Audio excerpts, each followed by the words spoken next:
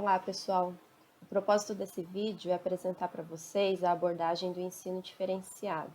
Vocês vão perceber que é uma abordagem com certa similaridade ao desenho universal para aprendizagem, mas foi pensado por autores diferentes e tem suas próprias características.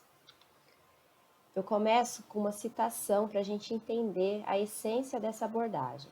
Então, segundo autoras como Santos e Mendes, responder com diferenciação significa organizar o ensino de modo flexível para atender às necessidades e especificidades dos alunos, sem deixar de considerar o conteúdo do currículo de base comum, levando em consideração o fato de que toda diferenciação deve ser realizada a partir do nível de preparação, interesse e perfil de aprendizagem dos alunos, os quais são identificados pelo professor no processo de conhecer os alunos. Então, o ensino diferenciado, assim como o desenho universal para aprendizagem, são abordagens que ajudam o professor numa preparação, no planejamento de aula, desde que não leve em consideração a diferenciação a partir da deficiência do aluno, né? Então, são abordagens que dão elementos para que o professor faça essa diferenciação, sem que parta da deficiência do estudante. No ensino diferenciado, essas três palavrinhas são chave: nível de preparação, interesse e perfil de aprendizagem. São os elementos primordiais para que o professor faça essa diferenciação. Então, a autora que é precursora do ensino diferenciado é a Tomlinson. É uma autora que fez todo o estudo, né, e fez todo o planejamento do ensino diferenciado. Aqui eu coloco uma nova citação, né, dessa autora, que ela diz, então, que é uma abordagem projetada para ensinar e promover a aprendizagem entre os alunos com diferentes níveis de prontidão, interesse e modelos de aprendizagem na mesma sala de aula. Então, é uma proposta que ajuda o professor a fazer gestão do currículo, né? Fazer planejamentos, sem que haja necessidade de tirar o estudante com deficiência ou qualquer outra dificuldade da sala de aula comum, né? Então, é uma abordagem, assim como o desenho universal da aprendizagem, e que o estudante com deficiência permanece no ensino comum, e o currículo é gerenciado de uma forma que possa ser acessível para ele. Isso vai na direção do que a gente conhece, né, do modelo social de deficiência. Então, o que a Tomlinson pensou? Né? Que a gente pode diferenciar o que ela chama de elementos de acordo com os alunos. O que é levado em consideração dos alunos são fatores orientadores. Então, são essas as palavras-chave que a gente tem no ensino diferenciado. Nesse próximo slide, então, eu coloco o esquema que sintetiza como funciona o processo de ensino diferenciado. Então, de acordo com a autora Tomlinson, a gente diferencia os chamados elementos, são 3 os elementos, que é conteúdo, processo e produto, tá? O que ela diz ser o conteúdo? É o que aprendem, né? Então, é o que ensinamos, como damos acesso ao que ensinamos. O segundo elemento é o processo, o modo como assimilam. Como os alunos vão processar o que aprenderam, quais atividades proporcionaram a aprendizagem. E o terceiro elemento é o produto, que é o modo como os alunos demonstram o aprendizado. Então, como os alunos demonstram o que eles aprenderam. Então, é isso, a gente vai diferenciar, de acordo com o ensino diferenciado, esses 3 elementos, conteúdo, processo e produto, só que nós temos fatores orientadores para diferenciar esses elementos, que são, que eu coloco no próximo slide, que ele parte do próprio aluno, né? Então, são os fatores orientadores, que é chamado pela autora, que é a prontidão, né, ou nível de preparação, interesses, perfil de aprendizagem. Então, é isso, em essência, o ensino diferenciado, ele diz que a gente vai diferenciar a partir de 3 elementos, que é o conteúdo, processo e produto, de acordo com 3 fatores orientadores, que é a prontidão ou nível de preparação, interesses e perfil de aprendizagem. O que é a prontidão, né, ou nível de preparação? É o conhecimento, a compreensão e o nível de habilidade atual que o estudante possui. O interesse, que é o segundo fator orientador de acordo com o aluno, é afinidade, curiosidade ou paixão por um determinado tópico ou habilidade. Eu coloco aqui um caso para a gente pensar o que seria esse interesse, né? Ana está extremamente interessada na aula sobre ondas sonoras porque o professor trouxe um violão para a sala para exemplificar esse fenômeno, instrumento esse de grande interesse de Ana. Então, o que acontece? Ela não teria, talvez, interesse por discutir essa temática de ondas sonoras se não tivesse o respaldo, né, desse elemento que foi o violão que o professor levou para a sala de aula. Então, esse é um exemplo de como o professor pode identificar um determinado interesse de um aluno ou de um grupo de alunos e dialogar esse interesse com a temática da aula.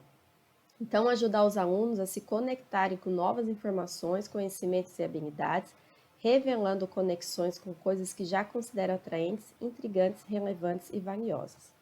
E o terceiro fator orientador é o perfil de aprendizagem, que é a forma pelo qual se aprende. Isso como a gente conversou já em vários momentos das nossas aulas, né? Cada um, independente independente de ter ou não uma condição de deficiência, pode vir a demonstrar formas diversas de aprender. Aqui eu coloco uma nova citação que diz: todos são capazes de aprender de diversos modos e percorrendo diferentes caminhos.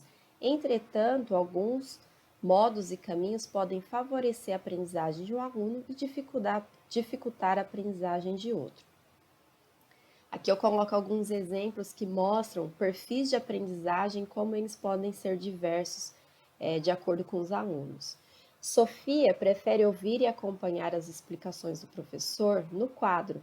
André e Beatriz aprendem bem quando formam grupos. Débora se desenvolve melhor sozinha e quando lhe oferecem várias oportunidades de leitura. Heitor tem autismo e se desenvolve melhor por meio de materiais concretos.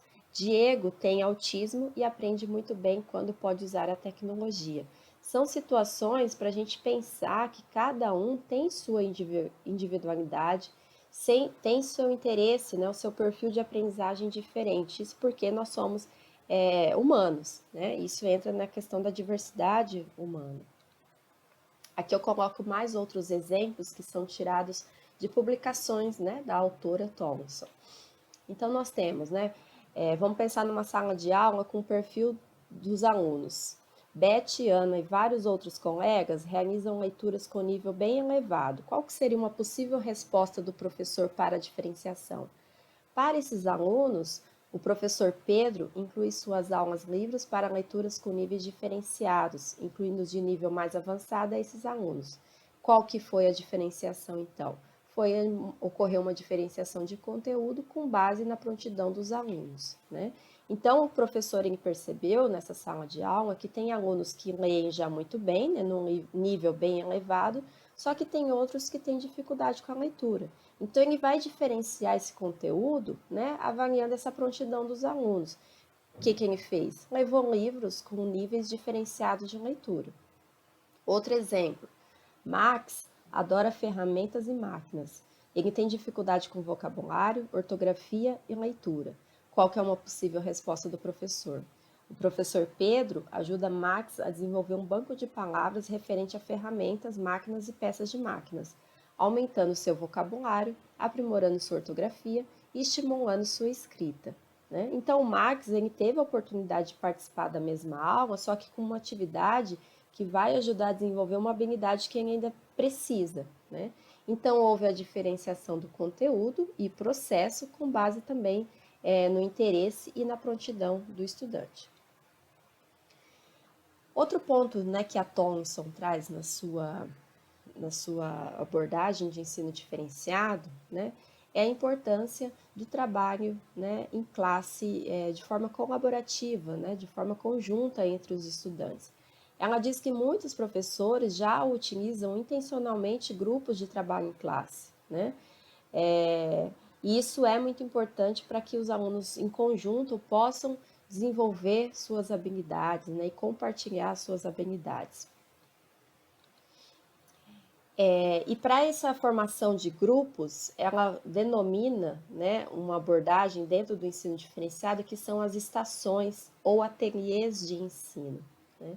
Então, são vários espaços dentro da sala de aula, cada um configurado com um propósito, né, muito bem definido de acordo com o currículo. Então, aqui eu coloco um exemplo de como a gente poderia traçar, né, desenhar uma estação ou uma teoria de ensino dentro de uma sala de aula, por exemplo, de matemática. O que a gente tem? O mesmo currículo. Como eu disse para vocês inúmeras vezes, o currículo tem que ser o mesmo para todo mundo, né? Porque se a gente modifica o currículo, a gente está proporcionando um momento de segregação para esse estudante, uma discriminação negativa, tá? Então, a gente tem o mesmo currículo, o mesmo conteúdo. E a gente vai configurar essas estações de aprendizagem, né, de ensino. Então, são sessões divididas na sala de aula, pelas quais os grupos dos alunos vão se alternando de acordo que suas habilidades sejam desenvolvidas. Então, vamos pensar numa aula de cálculo com números inteiros, tá? Então, eu tenho essa temática que vai ser geral para todo mundo, só que eu percebo que tem níveis de prontidão, tem interesses e habilidades diversas na minha sala de aula. Então, eu vou propor, por exemplo, uma estação, né, a estação 1, que tem instrução direta com o professor, que vai ser aquela que os alunos precisam dessa proximidade com o professor. A estação 2 são aqueles estudantes que vão desenvolver, né, esse cálculo com números inteiros com algum tipo de suporte, né, talvez uma calculadora ou materiais concretos.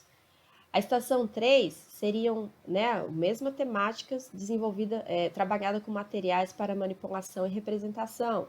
A estação 4, simulação do cálculo em situações reais. A estação 5, cálculo com os números decimais para aqueles que já estão no nível mais avançado. Estação 6, cálculo com aplicativos no celular, né? Então, esse é um exemplo de como a gente poderia desenhar as estações de ensino dentro de uma sala de aula. É claro, não precisam ser 6 estações, talvez 2 estações já resolvam de acordo com a temática da aula, né? Então, é só um exemplo. Então, percebam que são estações que vão mudando de acordo com as habilidades que os alunos podem vir a demonstrar. E, claro, né, a temática, o currículo é o mesmo. Nesse slide eu coloco um exemplo de como seria uma estação de ensino numa aula de educação física, né? Então a gente tem o desenho de uma quadra de vôlei, essa quadra é vista por cima. Então, nessa quadra a gente tem o seguinte exemplo, né? Nas aulas de educação física, o professor Jorge organiza jogos de vôlei com toda a classe, mas em outros momentos ele divide a turma em 2 grupos. Então, nesse desenho da quadra vista por cima, a gente tem a separação dos 2 lados. Cada um dos lados corresponde a uma estação de ensino, né? Então, de um lado da estação, do ginásio, né, da quadra, fica uma equipe jogando vôlei. Alguns alunos desse grupo ficam escalados para cumprir a missão de árbitros, por exemplo. São os alunos com maiores habilidades de liderança e aqueles que se sentem confortáveis com o esporte. Então, nesse lado da estação, são aqueles alunos que já conhecem as regras, já conhecem o esporte, né? Já pratica de forma correta. Então, só precisa desenvolver algumas outras habilidades.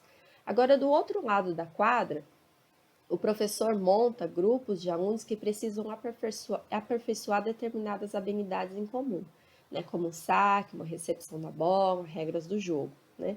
Então, de novo, a temática é a mesma, né? Os alunos estão juntos, porém separados por essas estações para que eles possam desenvolver habilidades.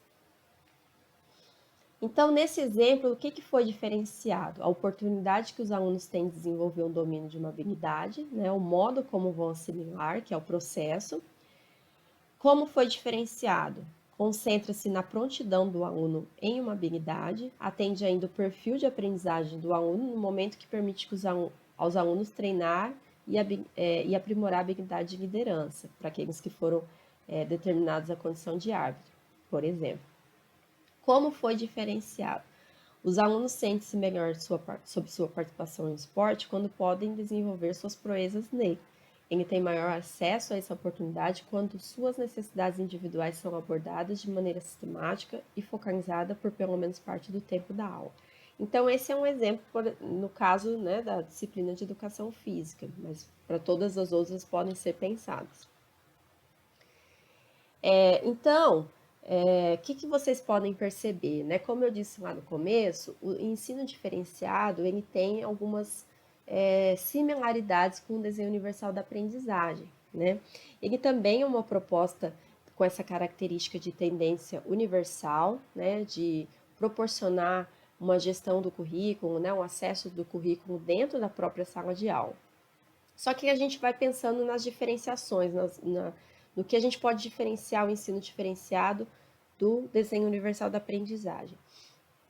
O ensino diferenciado, né, depois a gente estudar os autores, né, todo mundo que fala sobre essa abordagem, a gente percebe que ele está na ênfase nas avaliações, né, formam a base de muitas decisões instrucionais, né, avaliação constante dos alunos, determinar o que eles precisam e depois ajustar a instrução para atender às suas necessidades.